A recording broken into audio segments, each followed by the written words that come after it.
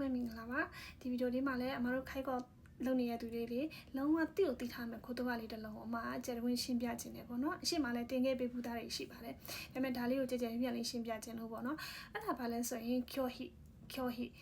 တာဘာဖြစ်တာလဲဆိုရင်ညင်းဆန်တာလက်မခံဘူးညင်းဆန်တယ်ဘယ်လိုနေရာတွေမှာတွေ့ရတယ်လဲဆိုရင်အဖိုးဖွားတွေကိုအမတို့ကထမင်းကျွေးတယ်ရှောက်ခုချီခိုင်ကြော့လုပ်တယ်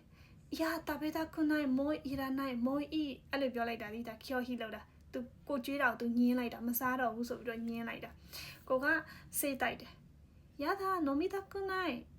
အမဝနိုမနိုင်နော်စေးတိုက်တဲ့ခါမှလည်းဟင်းမတောက်ရှင်မှုအခုမတောက်ဘူးအဲ့လိုမျိုးတွေပြန်ပြောတာဒီဒါကျော်ဟိလောက်တာပေါ့နော်အဲ့တော့စုကိုကန်လောက်တဲ့အခါမျိုးဆိုလို့ရှိရင်လေ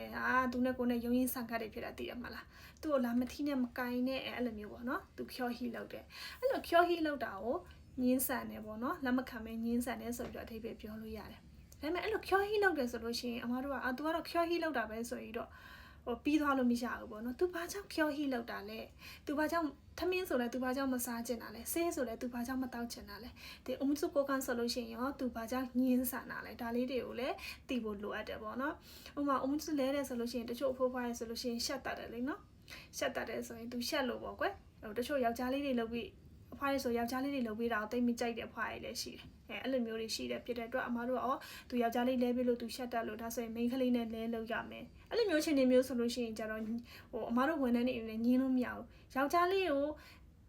မော်ရပါတော့နေမလုပ်ပေးနဲ့လို့ပြောလိုက်လို့ရှိရင်ယောက်ျားလေးကမိန်းကလေးကိုအကူညီလာခေါ်လို့ရှိရင်အမတို့ကသွားပေးရတယ်ပေါ့နော်ဒါဒီရောရှာရဲ့တောင်းဆိုချက်ဖြစ်တာကြောင့်မို့လို့ပေါ့နော်အဲကြောင့်မို့လို့ကျော်ဟိဆိုတဲ့ခုတ်တဖတ်လေးကိုလည်းမှတ်ထားဖို့လိုပါတယ်နော်